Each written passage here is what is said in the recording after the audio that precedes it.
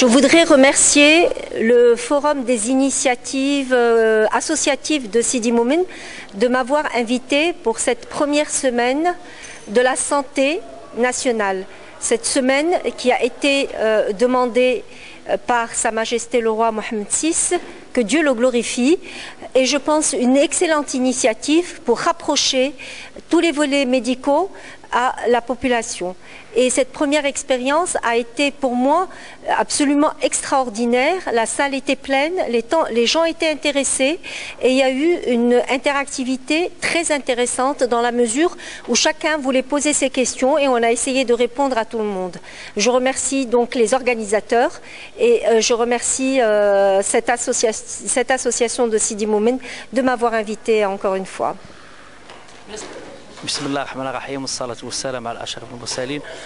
تحية لكم من قلب منتدى المبادرات الجمعوية سيدي مومن الذي استضاف اليوم كذلك في إطار الأسبوع الوطني للصحة لقاء تواصليا تحسيسيا توعويا مميزا بخصوص الاضطرابات النومية والنوم، الاضطرابات النومية والشخير. والحمد لله كان تجاوب وتواصل كبير ما بين المستفيدين وما بين الدكتورة القديرة فوزية التي نوجه لها من هذا المنبر التحية لاستجابتها للدعوة في إطار الأسبوع التي تنظمه مؤسسة محمد الخامس للتضامن بشراكة مع المركز التنشيطي التكويني التعاوني للنسيج الجمعوي والتعاوني بالعنق. فتحية لكم على هذه الاستجابة وتحية للجمهور الكريم الذي كان متجاوبا مع كافة الفاعلين في هذا الأسبوع. شكرا. رحيم والصلاة والسلام على أشرف المرسلين. إذن اللي غادي نتحدث في إطار الأسبوع الوطني الأول للصحة الذي نظم من طرف مؤسسة محمد الخامس بمنتدى المبادرات الجمعوية بسيدي مومن.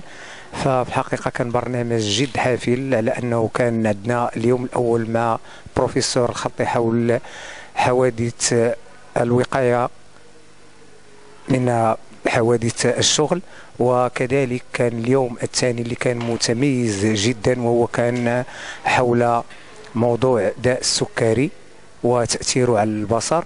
واليوم كانت واحد ندوة تحسيسية اللي هي رائعة حول الشخير وعلاقته بتأثيرات في النمو. إذن كانت الأستاذة القادري فوزية، وغدا ان شاء الله اللي غادي تكون عندنا غادي تختتم عندنا هذا الاسبوع بقافله طبيه حول الاذنين. فشكرا لمؤسسه محمد الخامس للتضامن، شكرا لوزاره الصحه، شكرا لكل المساهمين، كذلك شكر خاص الى منتدى المبادرات الجمعويه سيدي مومن، وشكرا لكم جميعا.